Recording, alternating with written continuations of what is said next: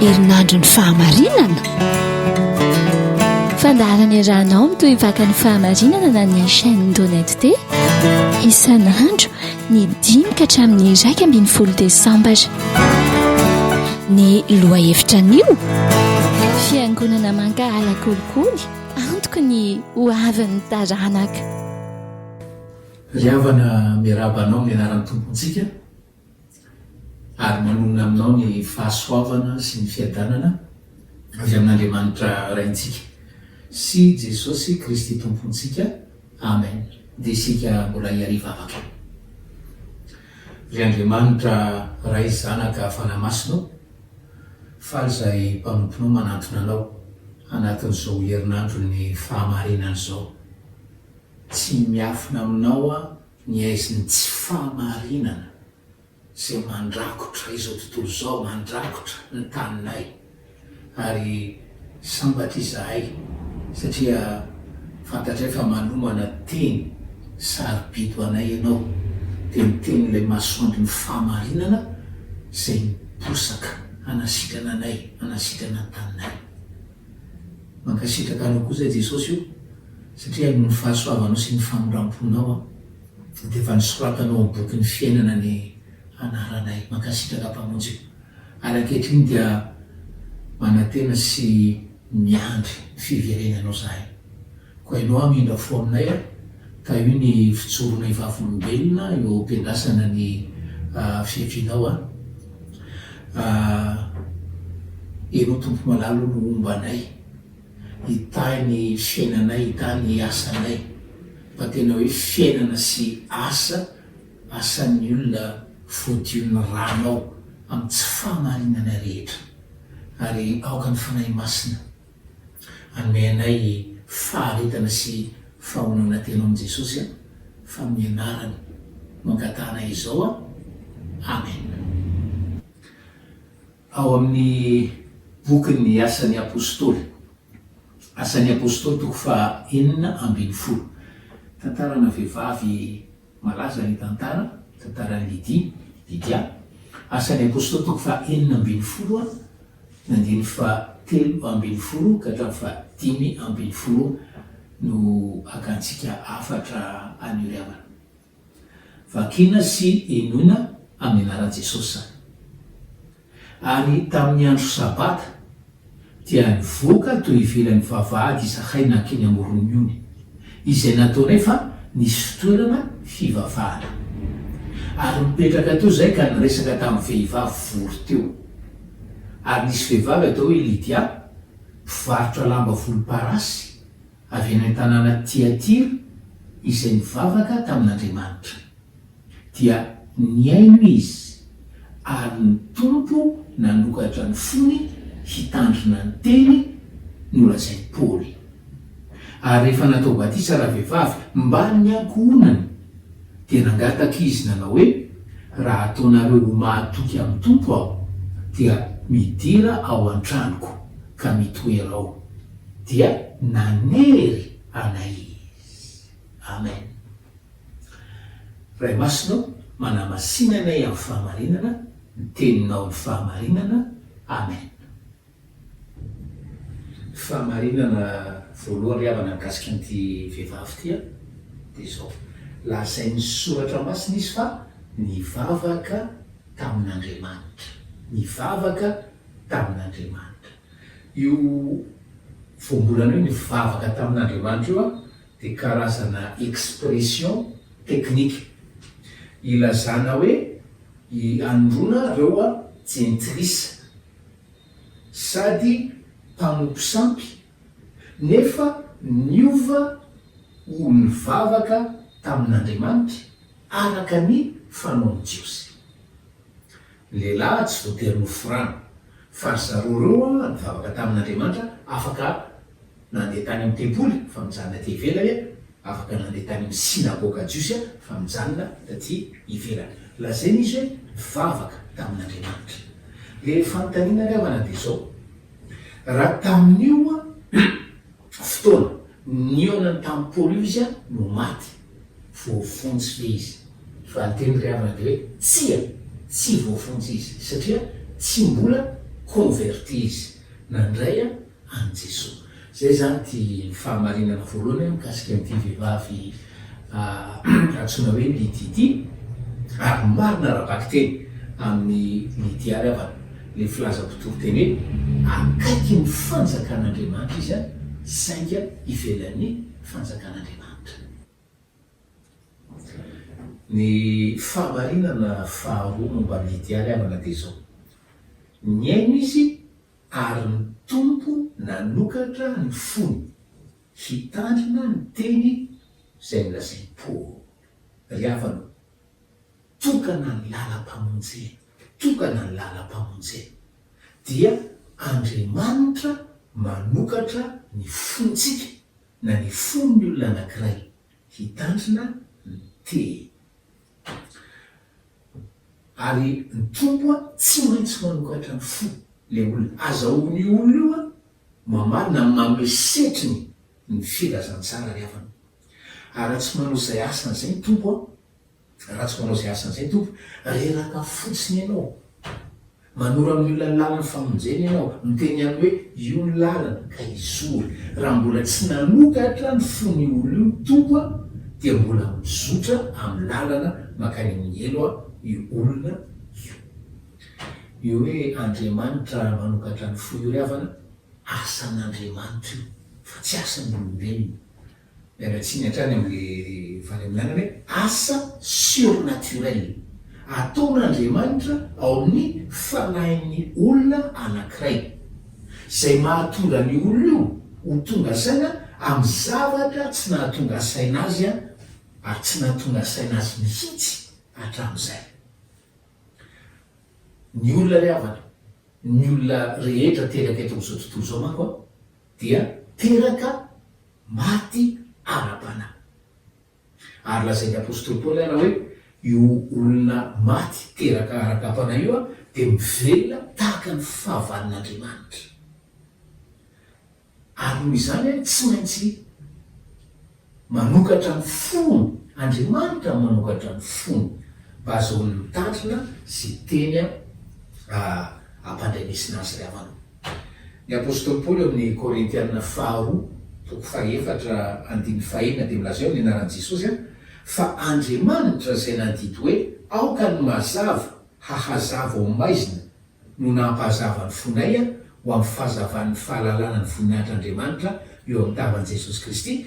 Lay Andriamanitra nandidy hoe, ina moa dikan'izany? Lay Andriamanitra nandidy hoe misia mazava no nampisy mazava ao amin'ny fon'ny Lydia dia ny fahazavan'ny fahalalana ny voninahitran'Andriamanitra. Andriamanitra le mandidy hoe misy mazava no nampisy mazava ao amin'ny fon'ny Lydia. Zay no zavatra mitranga eto ry havana, manokatra ny fon'ny Lydia Andriamanitra.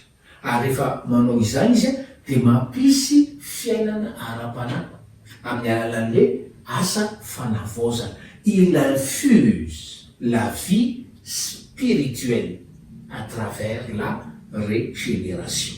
Asan'Andriamanitra zany fa tsy asan'olombelona. Dia mazava ho azy fa anjarantsika ny mitoro ny tenin'Andriamanitra, anjarantsika ny mitoro ny tenin'Andriamanitra satria fanan'Andriamanitra dia mampiasa ny tenin'Andriamanitra insuffler zany fiainana ara-panasana.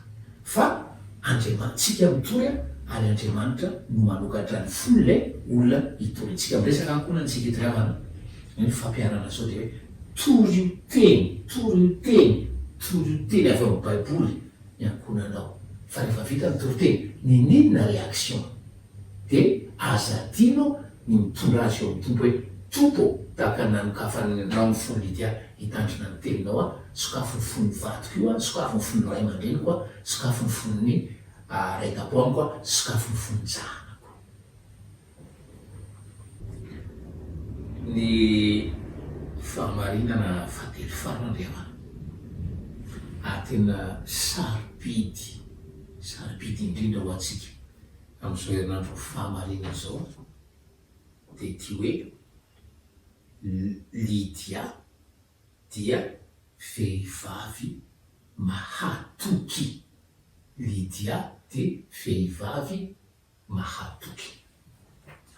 hoy nandiny fa 5 amin'ny anaran'i Jesosy ary rehefa natao batisa raha vehivavy mba amin'ny ankohonany dia nangataka izy nanao hoe raha ataonareo ho mahatoky amin'ny tompo aho dia midira ao an-tranoko ka mitoera ao dia nanery anay izy. Vehivavy mahatoky Lydia ary zany no ilain'ny fiangonana lehilahy sy vehivavy mahatoky.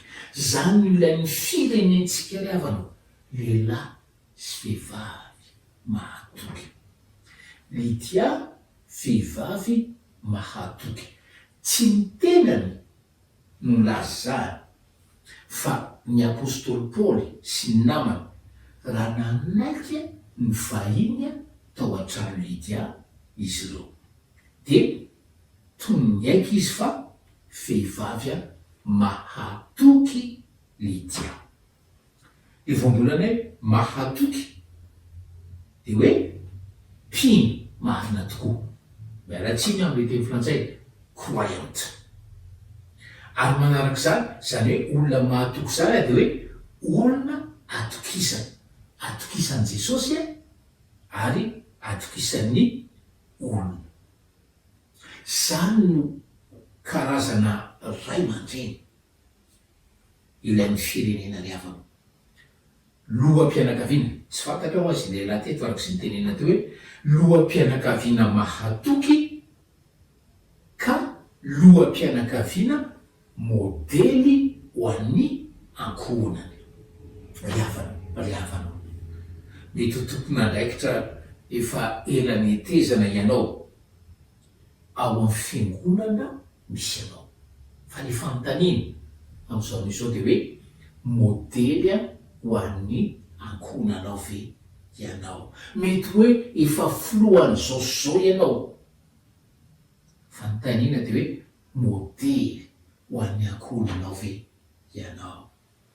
Mahatoky Lydia satria tonga dia nankatoa any Jesosy izy riavana, tonga dia nankatoa any Jesosy izy, nankatoa teny Kristy izy. Ahoana fomba nankatoavany ny teny Kristy? Voalohany natao batisa izy, nankatoa tsy misy fisalasalana na hatakandro, tsy betoky izy, tsy nanao izy eny ho hitako eo hoe zange efa mivavaka amin'Andriamanitra, zange efa pakany amin'ny tempoly sy any amin'ny sinagogy, aleo fa hodiny eo koa zay dia manatona anareo ihany aho. Tononeo ihany izy dia natao batisa, tsy nangatakandro izy. Mpivaridamba volomparasy no asany, zany hoe zavatra luxe be no namidiny. Ary ny mpanjifany dia azo antoka fa olona manan-kaja. Ary noho izany Lydia dia olona tsy maintsy niaingo ho fanajana ny mpanjifany. Tsy miteny izy hoe rehefa tokony atao batisa, tsy miteny izy hoe eny fa leo aloha andeso akanjo. Ary tsarovy riavana fa tamin'izany andro zany tsy mbola nisy batistera, le fanaovana batisa manara-penitra ohatrany amin'izao fotoana zao, fa teo amin'ny ony teo izy no tonga dia naroboka. Ary possible hoe mety nisy fotaka teo, fa nankatoa, tsy misy fisalasalana Lydia. Mahatoky izy riavana, mahatoky izy satria tonga dia natao batisa. Mahatoky izy satria notaony hatao batisa koa ny ankohonany. Mahatoky izy satria notaony hatao batisa koa ny ankohonany. Ny olona izay nosokafan'Andriamanitra riavana ny fony dia manana fijery vaovao an'Andriamanitra. Ny olona zay sokafan'Andriamanitra ny fony a dia maniry fatratra ihany ko itaonany hafa azafady, ahafantatra sy gioka zany famonjena lehibe izany, ary natomboky Lydia tamin'ny ankohonan'izany. Mahazaka antsika ravana ny hoe ka ny mpaminany tsy masina ny tany, eny fa tsy mariny zany tamin'ny Lydia. Natao batisa Lydia mba ny ankonany, ary tsisy filazany eto fa hoe nisy nanda na nisy namorona tampoka di ho any velany reo ankonany reo. Ary inona fa nampianarin'ny apôstôly Paoly Lydia hoe zao kosa de anjaranao reny loham-pianakaviana ny mivavaka ho an'ny ankonanao a mba ho sokafan'Andriamanitra ny fony izy reo. Mahatoky a Lydia satria avy hatrany tena akato ny teny a natao batisa izy. Mahatoky a Lydia satria ny taony a ho atao batisa koa ny ankonany a. Mahatoky Lydia satria tonga de nanompo a ny apôstôly Paoly sy namany izy. Mahatoky Lydia satria tonga de nanompo ny apôstôly Paoly sy namany izy. Ina dikan'izany? Teanao fitiavana amin'ny apôstôly sy namany izy. Te hanompo an'Andriamanitra amin'ny vola sy ny zavatra rehetra zay nanambiana an'Andriamanitra azy a Lydia. Mpandrarà na omby Lydia taloha nanokafan'Andriamanitra ny fony, ary rehefa nisokafan'Andriamanitra ny fony dia nahafoy ho an'Andriamanitra izy. Tsara marina zany ry havana fa ary malahelo milaza an'ity. Tsara marina zany satria ny olona rehefa manana nefa tsy misokafan'Andriamanitra ny fony dia mahitra ho an'Andriamanitra. Ny olona rehefa manana nefa tsy misokafan'Andriamanitra ny fony dia mahitra ho an'Andriamanitra. Amin'ny lafiny fahafoizana ho an'Andriamanitra dia mbola modely ihany koa. Modely ho an'ny ankohonany, modely ho an'ny ankohonany a Lydia. Fantatsika tsara ry havana fa isika ray aman-dreny ange no mampianatra ny zanatsika. Isika ray aman-dreny no mampianatra ny zanatsika. Zay hitany eo amintsika zay ihany no averiny. Averiny indroeny, averiny intelo eny. Ina dika zany? Raha hitany hoe manao kolikotsika, isika ray aman-dreny zany, de toy ny manazatra azy amin'izany fomba izany a isika. Tsy vitany hoe tena normal ho azy manao kolikoly,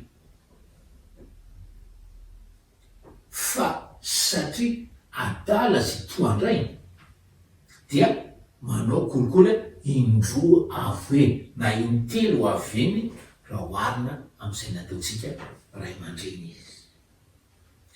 Asa mora nanao osoka tamin'ny resaka fandoavana haba, doanina, taxe, na tamin'ny resaka fandoavana endra telidity, fa azo antoka ry havanao fa nanomboka tamin'ny fotoana zay nanokafan'Andriamanitra ny fony de niala tamin'izany kolikoly rehetra izany. Azo antoka izany.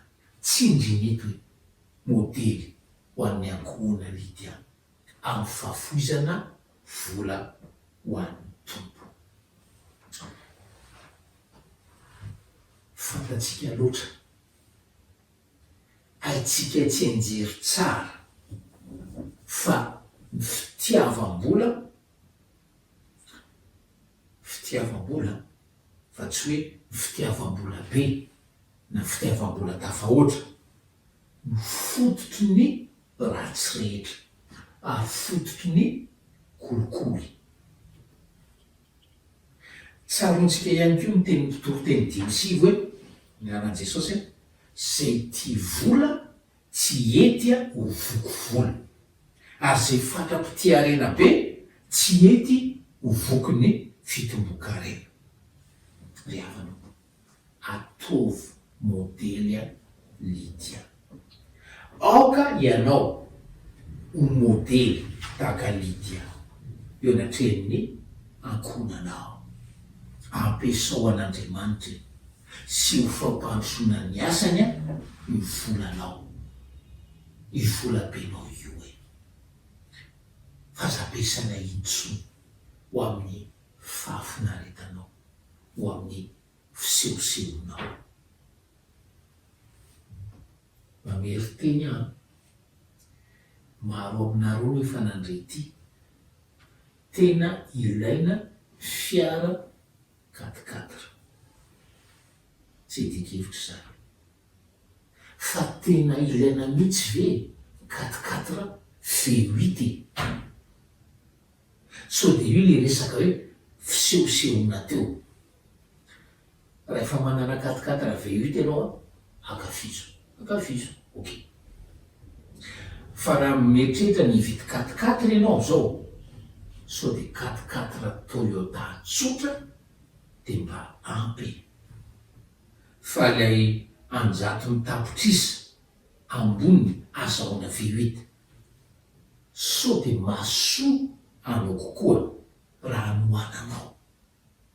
Asan'Andriamanitra ohatran'ny ataony Lydia avanao. Raha zay manko de lazaiko aminao hoe anaraka anao zany asanao zany raha tsy zay miara eto amin'ity tany ty ianao. Amen. Vavaksika. Misaotra ray malalo raha ny amin'ny alalan'i Jesosy Kristy tomponay ny amin'ny teninao ho anay androany aho. Momba anay mpamonjy eo, mba tsisy ho hita mpivavaka amin'Andriamanitra, mpivavaka ara-pomba, tondra ny anarana mpivavaka mpameno dabilio fotsiny zahay. Mivavaka aminao koa zay tompo manarana, enao amindra fo aminay rehetra, enao anokatra ny fony zay mbola tsy nosokafanao e. Zany no atakay am'izao andro anio zao. Misaotra indrindra ny amin'ny ohatry Lydia, ampitomboy amin'ny fahafoizana ho anao zahay. Ampio zay mba hoe atakatra fa io vola nomenao anay io tsy natao anatanterahana ny sitraponay na fahafinaretanay, fa natao ho anao fampandrosoana ny asanao. Ampitomboy amin'ny fahafoizana ho anao zahay. Ady tahaka ny Lydia, ka io zay mba ho modely mpinoana, ho modely mpanompoana ho an'ny ankonanay. Izao vavaka izao de ataony amin'ny anaran'i Jesosy. Amen.